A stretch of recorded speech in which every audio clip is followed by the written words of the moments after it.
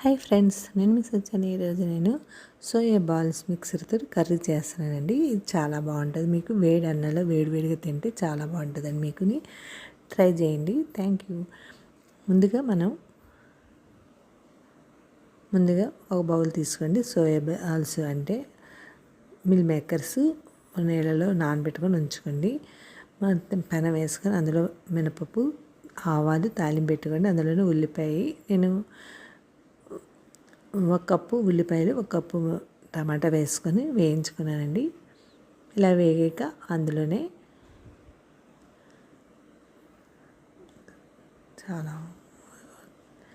ఇందులో పసుపు,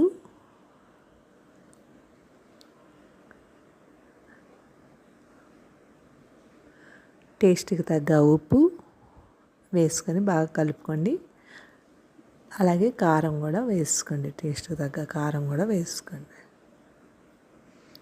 వేసుకొని బాగా కలుపుకోండి.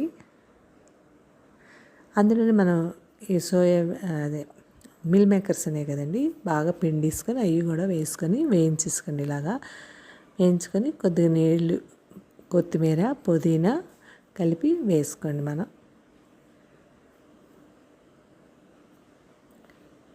దీంట్లో పుదీనా, కొత్తిమీర బాగుంటుందండి.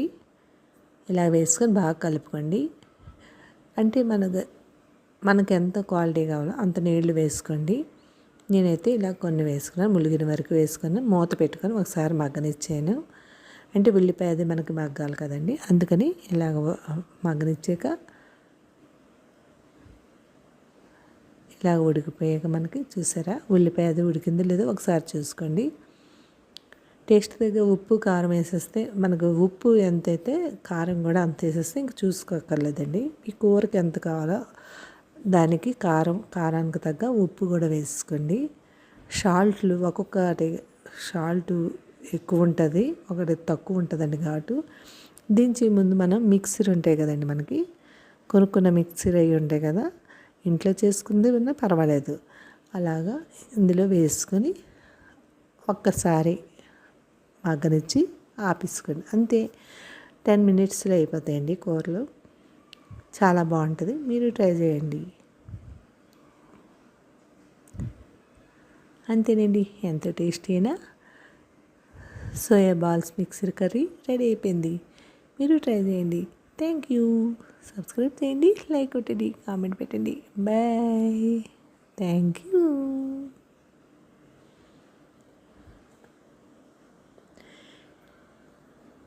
ఇది వేడి అన్నంలో నెయ్యి వేసుకొని అందులో మనం అప్పడం కానీ నంచుకొని తింటే ఉంటుందండి. చాలా బాగుంటుంది. ఇలా మనం దించే ముందు కొత్తిమీర వేసుకొని 1 నిమిషం మూత పెట్టుకొని ఉంచుకోవాలండి. అప్పుడు పీలుస్తుంది, మిక్సీని అంతా మసాలా అంతా పీలుస్తుంది. మీరు ట్రై చేయండి. ఇందులో మసాలా అదే అక్కర్లేదు.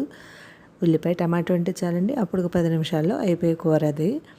మీ కూరలు ఏమీ లేనప్పుడు ఇలాగా చేసుకోవచ్చు. చాలా బాగుంటుంది. ఇది రోటీకి బాగుంటుందండి. ట్రై చేయండి. Thank you. సబ్స్క్రైబ్ చేయండి, లైక్ కొట్టండి, కామెంట్ పెట్టండి. బాయ్. Thank you.